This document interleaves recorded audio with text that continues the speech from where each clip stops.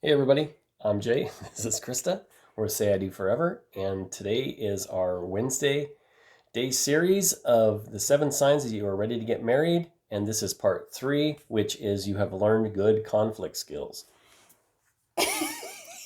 And we are already having a little conflict this morning, but that's okay because I wore my Dodger shirt, which gets on the good side of my hubby. That's Because right. he loves Dodgers. Have you ever That's noticed right. how many Dodger shirts this man has? Oh, A lot. that's Anyway, conflict. onto the subject at hand. Well, I'm actually a Angel fan, Yeah, but we're not going to bring that up because she's in the American League and the Dodgers in the National League. and So that's we don't discuss conflict. that. Yeah, we leave that alone. So let's get back to Get to number number 1. 3. You have learned good conflict And skills. what's number 1 from that? Number 1 is do not keep things bottled up. If you are someone who keeps things bottled up, you are going to have major problems in your marriage. We are doing a video. Oh, I was keeping it bottled up. Go ahead. So it depends on, how your parents raised you, what you were around, but you may have gotten some bad skills from your parents or from your family that you grew up with or your personality. You have to be careful that you don't bottle that up because that will come in out in one big explosion. Explosion. Yeah. So you want to make sure that you are on a regular basis checking in with each other and talking about things when they're new and not old bitterness. Don't turn it into bitterness. Don't let it go to bitterness. So, number 2. Number 2 is don't let things escalate. Talk in a normal voice. Don't raise your voice. Now, everyone's been there. Whether you have brothers and sisters, which I don't, but you have friends or whatever, and you argue, you escalate, and it just goes through the ceiling and it gets to a place or a point where you didn't want it to go. You need to not do that. It's ridiculous. There's no need for it. If you talk in a normal tone and you don't raise your voice, you're going to get farther in the discussion and lead to a resolution for what you're talking about, as opposed to yelling and screaming and throwing things and cursing and ranting and raving and raising your fists and this is about me, it's not fair, and then you go the whole selfishness thing, and it's just a bad road to go down. If you are going down that road, take a little time out, take a quick walk, take 10 minutes, and then come back and talk about it calmly. The reason is because when you are screaming, you think that you're getting your point across to your spouse, but you are not.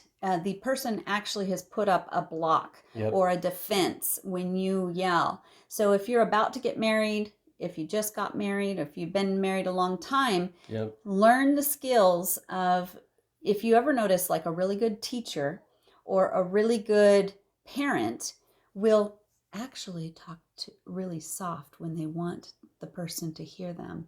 And the reason is because when everything is up here and then suddenly everything goes down here, suddenly the person gets interested in what's going on. When you scream, they block it off. So don't let it escalate. And then when you're both screaming, you're not hearing what the other one's saying anyway, so why do it? Exactly. So number 3. Number 3, have a joint plan, whether that is in money, raising kids, how you're going to deal with the in-laws, what you're going to do for that holiday. Set down ahead of time and make a plan. Fun Thanksgiving, fun Christmas. But say, we're going into this situation. Here, let's be a team. This is how we feel. These are the ways that we can kind of avoid that. Let's let that roll off our back, whatever. Make a plan. So if you have a joint plan, you're going to argue less. Number 4, take ownership. If you're wrong, admit it, apologize, then move forward. Don't fight and think you're right on everything. That's not how this works. That's not how any of this works. You can't be right 150% of the time. You just can't. Don't think you're going to be right all the time.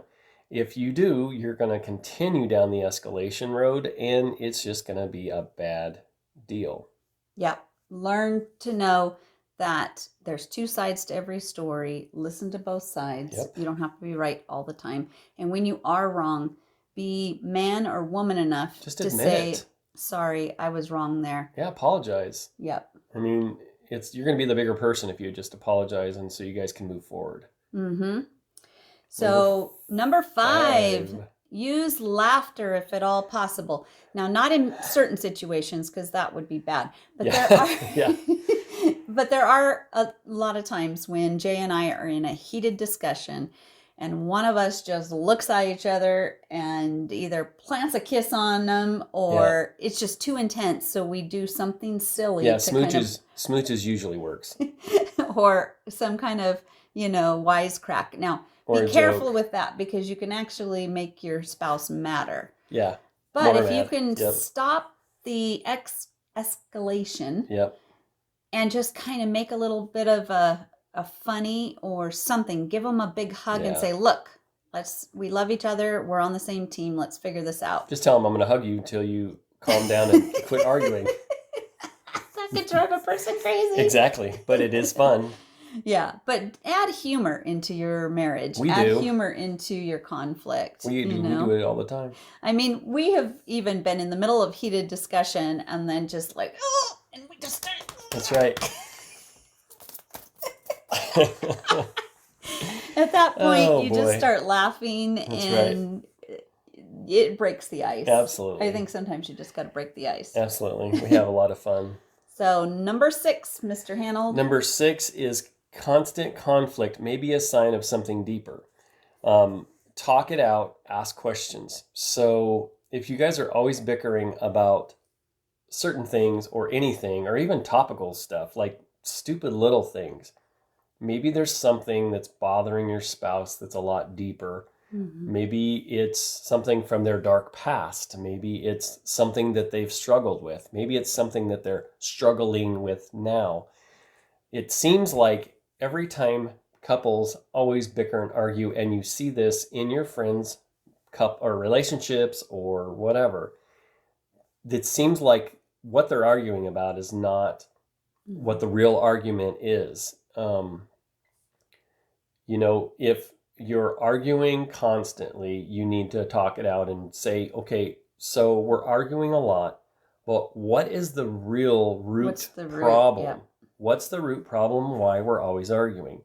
It's got to be something deeper if you're constantly arguing about stupid stuff. Yeah, what is that underlining thing? Be an investigator. Yeah. Try to come up with it, because if you can solve the root, you'll solve all the bickering and all the little things. Yeah, and don't come at it as a reporter. Channel 7 Eyewitness News, Krista, tell me, what's really bothering you? He has done that many times. It actually just usually makes me laugh. Yeah, that's when laughter comes in. Yeah, or a magnifying glass, Sherlock Holmes. That's right. You don't want to be like that. I still have to get one of those too. I know. Anyway, number 7. Number 7, you don't have to have a standoff. So you're ready to get married if you're not always having a standoff. Here's some keys to some bad communication. It's the silent treatment. I once watched my parents have the silent treatment probably for 6 months straight. Have you ever? Literally. I mean, they didn't even say pass the salt for like 6 months. Wow, that would have been intense to watch. That was a miserable childhood during those times when they were they just didn't speak to each other. So silent treatment is a very bad habit to get into. So that's one that you don't want to do. That's like a standoff. Manipulation. That's another bad one. If you are a manipulator, or your future spouse is a manipulator, or gives silent treatment, they may not be ready to get married. So hold off for a second. Yeah, don't use if you loved me, you would have done this for me. If you loved me, you would do this for me. No, don't play the love card. Come on. Yeah, watch for those. Quit manipulating. Those kind of red flags. Exactly. And then don't monopolize the conversation. Yep. Don't be the only one that's always doing the conversation and the other person is super quiet. So find ways to give, if you're the talker, some point ask an open-ended question and then be quiet and listen for their answer. If they are an introvert or somebody who doesn't talk a lot, it may take them a little bit to be able to take what's in their mind and form that into what they're feeling or a sentence. So people who are very deep in their mind or introverts, it just takes them longer to form those sentences. So what ends up happening is the person who's an extrovert or it's easy for them to communicate will get kind of frustrated with that silence for a moment, and then they'll jump right in to try to fill in the gaps. Don't fill in the gaps. And if you really want to get them to open up, get them an espresso or a nice coffee of any kind with like 2 or 3 shots. They'll open up. Or wear their favorite sports t-shirt. That's right. Because if I'm wearing this, he'll talk to me all day long. All day long. If I wear an Angels shirt, he don't want to have anything to do with me. See? Little tips just to help you. That's right. I know those are silly tips, but some of the other ones are real, and we want you... all of the other ones are real. If you aren't married yet, we want you to be ready to go into marriage healthy. Absolutely. If you've already gotten married, if you're newly married, we want you to build these good foundational blocks. If you've been married for a while, it's not too late. You can go back and rebuild this. So we hope you have a healthy and strong marriage. Amen, sister. All right. Well, that's all we have for now, people. This is Jay and Krista, helping you say I do forever. Until next time. See you guys.